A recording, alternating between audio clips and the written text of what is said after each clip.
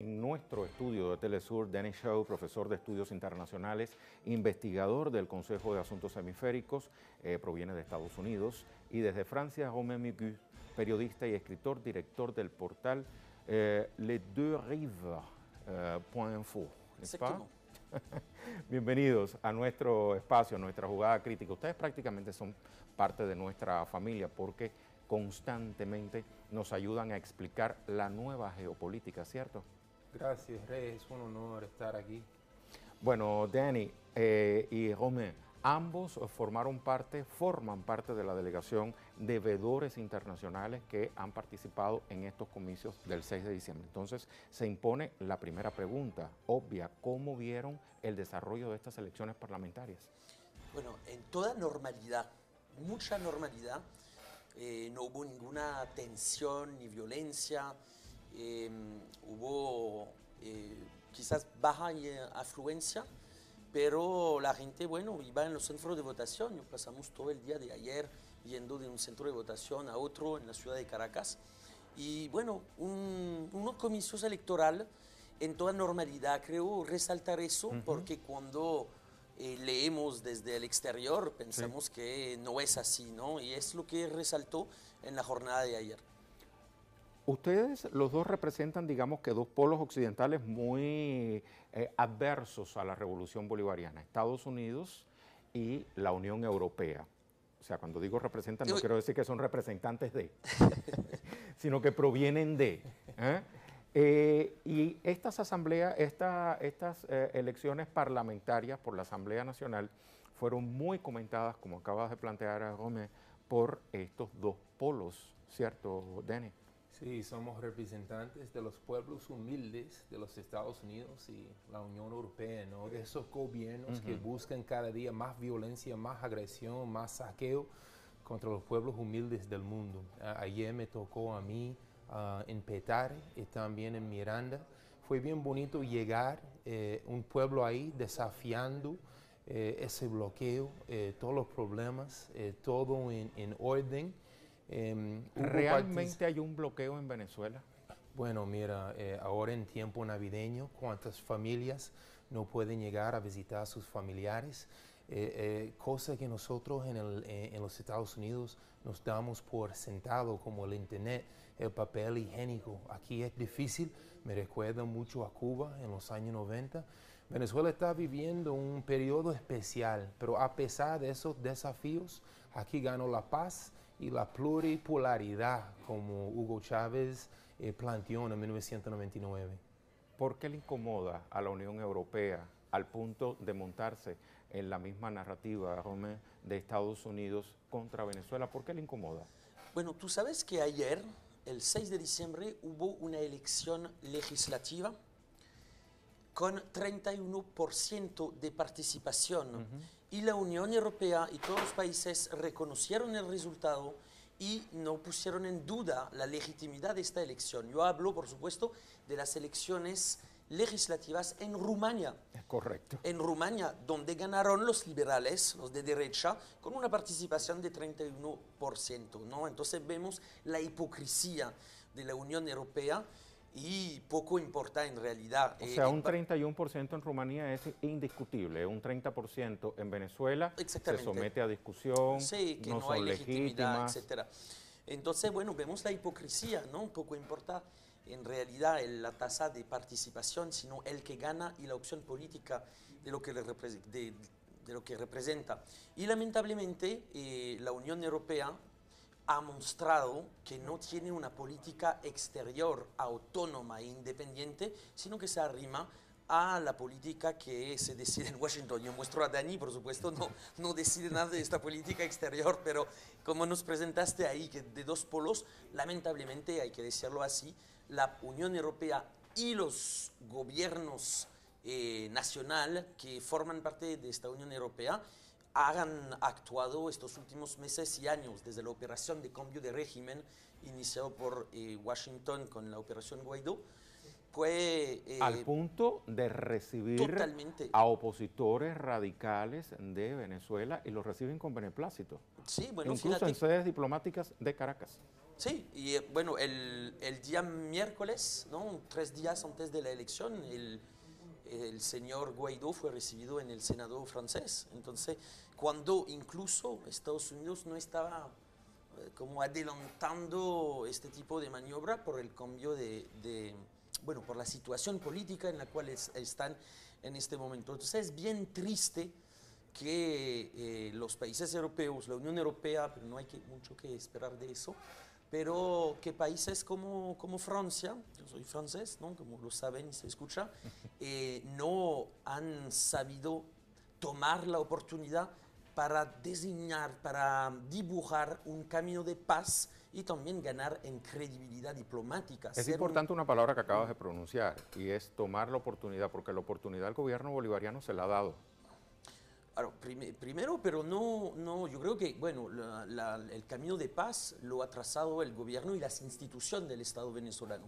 Pero creo que cuando digo tomar la oportunidad es de reforzar el camino donde el pueblo decide en paz y no apoyar las opciones extremistas que quieren echar al pueblo venezolano en la senda, en los caminos de la guerra y de la guerra civil, bueno, o de la confrontación política.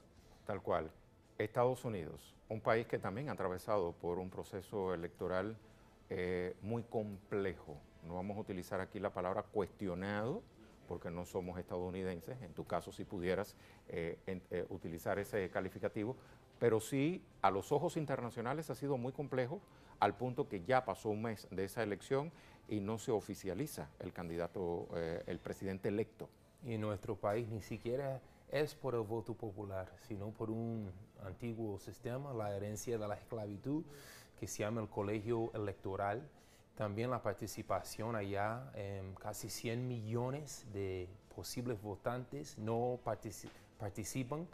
Sin embargo, los titulares del Wall Street Journal, New York Times... ¿Cuál suele ser el porcentaje de participación en una elección presidencial, digo, del pueblo en Estados Unidos? Bueno, por ejemplo, en el 2016, quien verdaderamente ganó no fue ni Hillary Clinton con 64 millones de votos, ni Trump con 61 millones de votos, sino por encima de 100 millones de votantes, o sea, casi la mitad de los posibles electores no participaron. Entonces, muchas veces en nuestra democracia, entre comillas, es la indiferencia, es la apatía. Un afroamericano, un pobre, un trabajador, un inmigrante, nos sentimos como que, ¿por qué votar si es elegir entre dos posibles opresores para los próximos 4 años? Volviendo a esos titulares de ayer, de Wall Street Journal y del Guardian, y da vergüenza porque el Guardian finge ser de la izquierda. Ellos ya habían hablado de fraude antes de anunciar los resultados y todo, hablando de que el PSUV nada más iba a dar comida a aquellos que votaron, o sea, un cinismo, unas mentiras vil. Entonces el pueblo norteamericano, a pesar de que no lo sepan, está viviendo bajo un asedio mediático. No sabe nada de Venezuela. Cada domingo el New York Times tiene una propaganda bastante sofisticada contra Venezuela. ¿Y por qué el pueblo norteamericano, el pueblo estadounidense, aunque de Norteamérica pudiéramos hablar también, porque hubo un pronunciamiento desgraciadamente de Canadá plegándose a esta misma narrativa, ¿por qué no sabe que está bajo ese asedio mediático? Bueno, estamos hablando de décadas y años de un sistema de clase.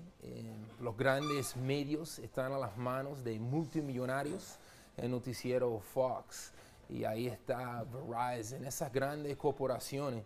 Entonces, bueno, nosotros allá vivimos más o menos así, y nuestras intenciones, esos movimientos antiimperialistas, abrir la visión para el pueblo norteamericano, que el pueblo cubano no es nuestro enemigo. El pueblo iraní, ¿qué ha hecho nosotros en el Bronx el pueblo iraní? Nosotros no tenemos ningún problema con el pueblo palestino, el pueblo iraquí, el pueblo de Afganistán. Sin embargo, ¿cuántos millones de soldados y $1.000 millones de dólares se ha invertido en estas guerras para recolonizar el planeta? Y eso es lo que nos tiene a nosotros enfurecidos. En plena pandemia ya estamos llegando a 15 millones y pico de casos. Necesitamos ese dinero en nuestros vecindarios para la educación y la transportación, y especialmente esa vacuna, porque Pfizer ahora está hablando que tiene la vacuna, pero privado. Eso no va a llegar a los pobres. Entonces, con tantas contradicciones sociales adentro, cómo ellos pretenden preocuparse por Venezuela y por Sudamérica. Bueno, ya sabemos la respuesta, los grandes recursos de Sudamérica. Les propongo hacer una pequeña pausa en este diálogo con tintes geopolíticos. Vamos incluso a hablar del futuro, ¿verdad? Con mirada de futuro, una vez que se instale esta nueva asamblea, pero también hay que mirar con visión de futuro a Estados Unidos del 20 de enero en adelante. Hay que ver qué pasa con la Unión Europea en este año 2021. Eso se lo vamos a dedicar a los próximos minutos de análisis en nuestra jugada crítica. Vamos a hacer una pausa. Recuerde, tenemos posicionada en Twitter una jugada estratégica sobre la base de la cual usted puede participar. Allí la tenemos, tras las parlamentarias de este 6 de diciembre, el gran polo patriótico, o sea, partidos afines al chavismo, recuperó la mayoría parlamentaria. Hay dos oposiciones, una nacionalista y una pro-injerencia. De eso también quiero hablar con nuestros invitados en el siguiente bloque. ¿Qué reconfiguración geopolítica tendrá Venezuela con su nueva Asamblea Nacional? Participe, denos su criterio, quédese con nosotros, pausa y volvemos. Algo de lo que ya veníamos reflexionando, ¿por qué se han caracterizado las agresiones externas a Venezuela? Contexto en el cual se ha desarrollado este proceso electoral parlamentario. Vamos a revisar. La constante arremetida de Estados Unidos contra la revolución bolivariana va desde bloqueos y aplicación de medidas coercitivas unilaterales hasta provocaciones militares, planes fallidos de golpes de Estado, ataques a las sedes diplomáticas de Venezuela y una fuerte campaña antichavista en redes sociales y medios privados. El recrudecimiento del bloqueo económico, comercial y financiero ha provocado afectaciones en los sectores transporte, telecomunicaciones, industrias, educación, salud, alimentación y otros servicios básicos. Las medidas han ocasionado pérdidas que suman más de 116.000 millones de dólares. La Casa Blanca pretende estrangular al país suramericano mediante el robo de sus activos y la imposición de millonarias multas a bancos que presten servicios a Caracas. Estas mal llamadas sanciones han generado pérdidas por encima de los 30.000 millones de dólares. La estrategia del golpe de Estado continuado va desde las llamadas guarimbas o protestas violentas de calle hasta planes fallidos de invasión mercenaria y sabotajes a sectores sensibles como el sistema eléctrico nacional. Ejemplos notables han sido el intento frustrado de magnicidio al presidente Nicolás Maduro el 4 de agosto de 2018, el sabotaje múltiple durante el primer trimestre de 2019, el fallido golpe del 30 de abril de ese mismo año o mal llamada Operación Libertad, la también fallida Operación Gedeón el pasado 3 de mayo con mercenarios estadounidenses y venezolanos procedentes de Colombia, entre otros. A ello se suma la acción de arbitraje por las autoridades estadounidenses a favor del diputado opositor Juan Guaidó en contubernio con el autodenominado Grupo de Lima, un apéndice de la OEA que emprende el cerco al país desde el flanco diplomático. En este contexto, en septiembre pasado, una supuesta misión independiente de la ONU publicó un informe donde detallaban presuntas violaciones de derechos humanos en el país suramericano. El documento no se sustenta en la participación in situ de expertos en la materia, sino que fue elaborado sobre la base de testimonios de prófugos de la justicia como Christopher Figuera, principal articulador del fallido golpe de Estado de abril de 2019. El gobierno bolivariano ha catalogado el informe como una artimaña más del Grupo de Lima. Asevera que tenía como objetivo incidir en el Grupo Internacional de Contacto y las conversaciones que adelantaba Venezuela con la Unión Europea para enviar una misión de observación electoral al país suramericano en aras de acompañar las legislativas del 6 de diciembre.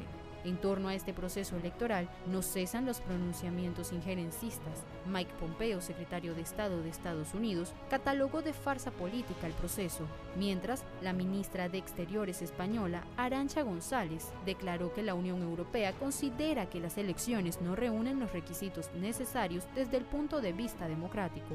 No olvidemos que el gobierno de España, violando la Convención de Viena sobre relaciones diplomáticas, facilitó la fuga desde Venezuela del terrorista Leopoldo López y le brindó protección en ese país europeo.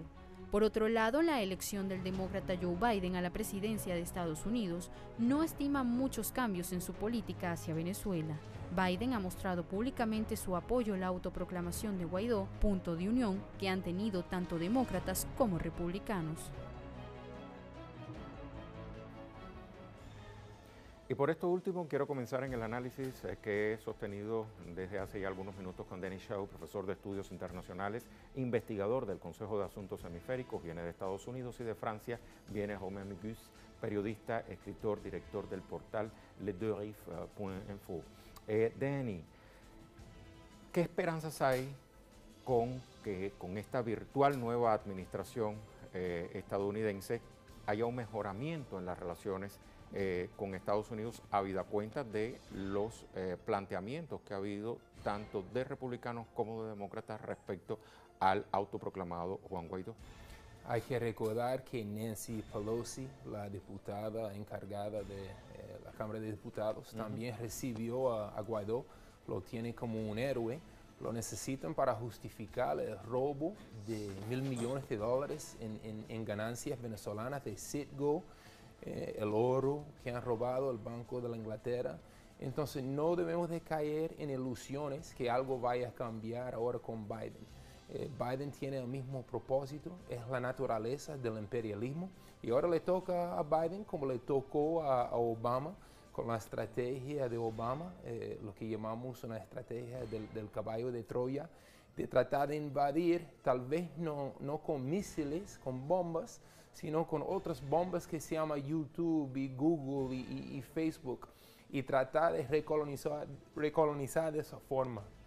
Entonces el imperialismo y su actitud frente a Sudamérica, frente a ese péndulo que se ha dado ahora hacia la izquierda, las rebeliones populares ahora en Perú, en Chile, en Guatemala, en Haití. Bueno, le toca un trabajo bien duro a Joe Biden. América Latina se lo ha puesto bien difícil.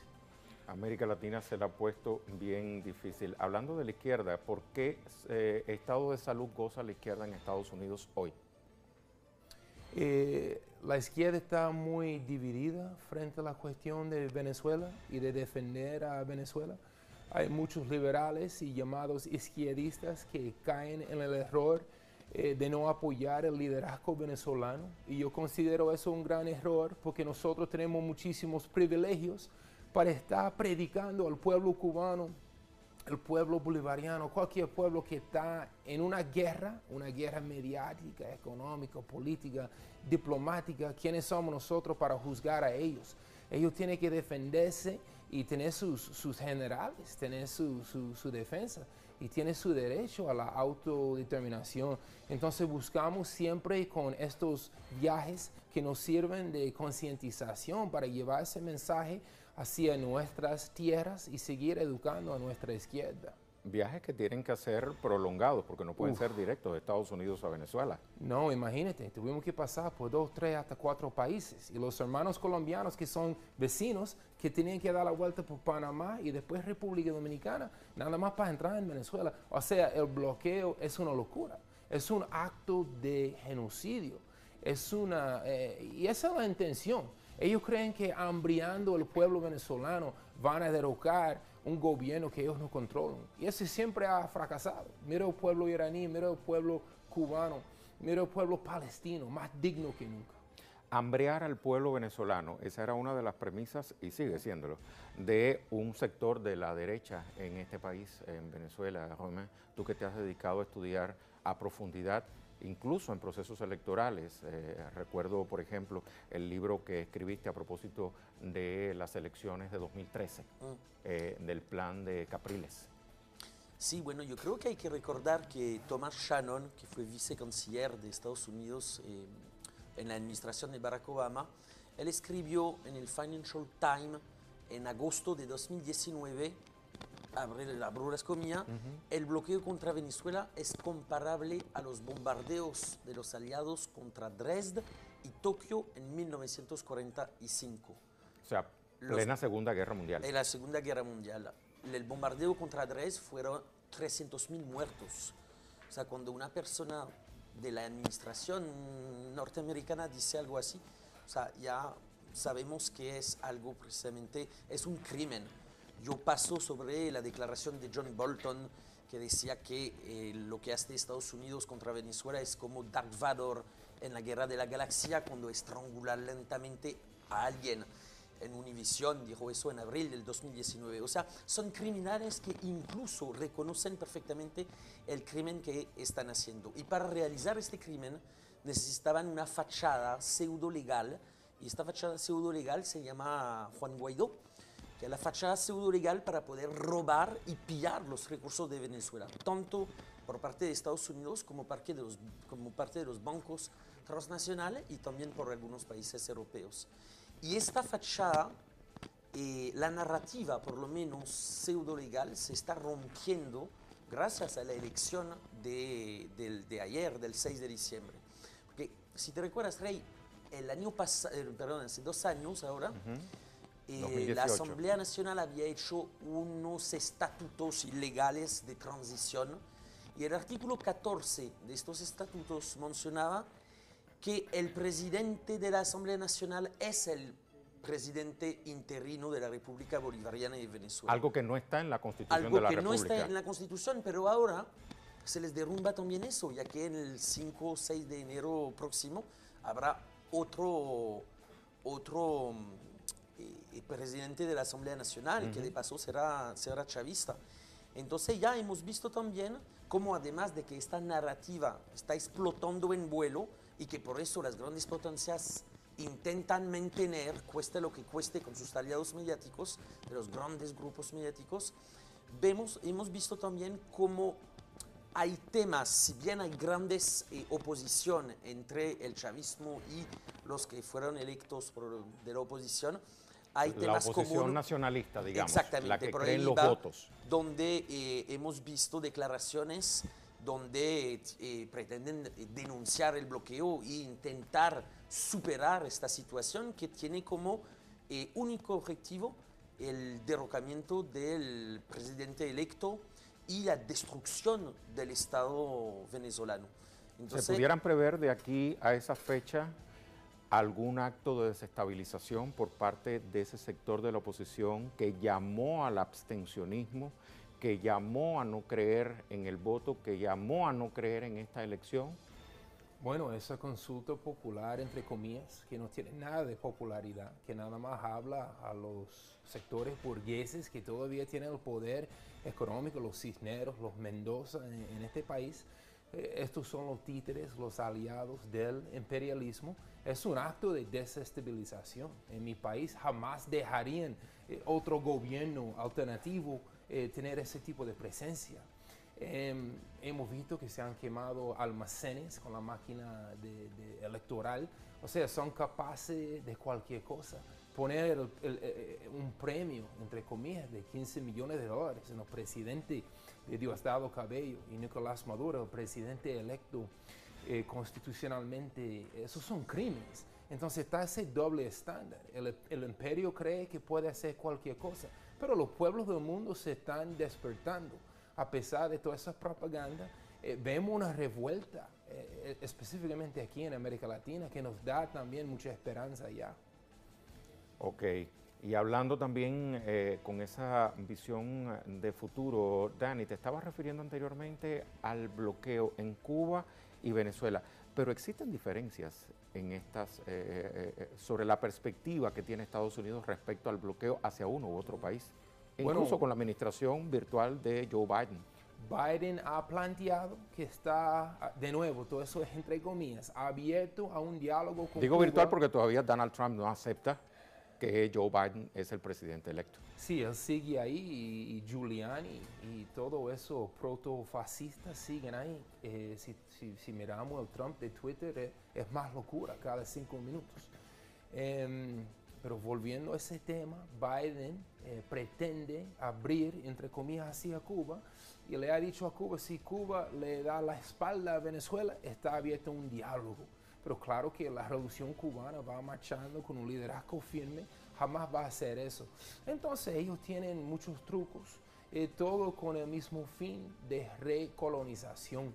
Jamás se ha perdonado la revolución bolivariana de 1998,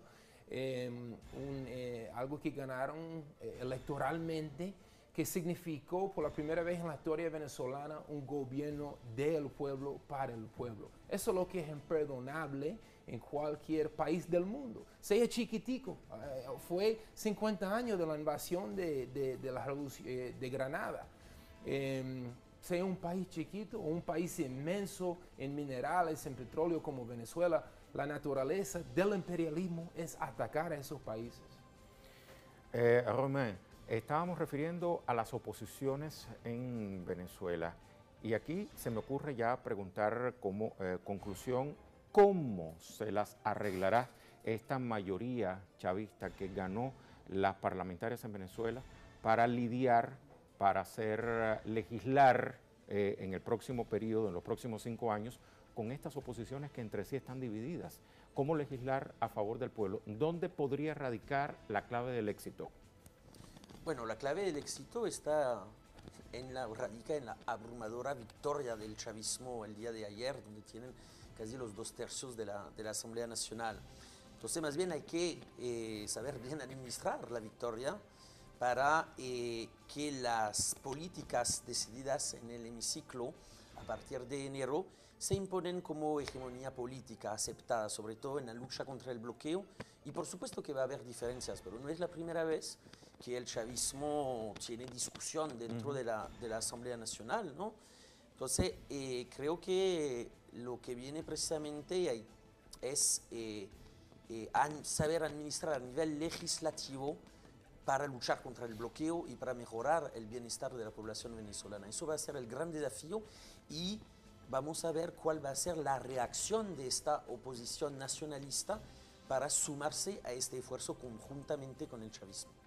1.000.000 de gracias, Romain. Gracias a ti, Rey. También a Dani por este tiempo para la jugada crítica de Telesur.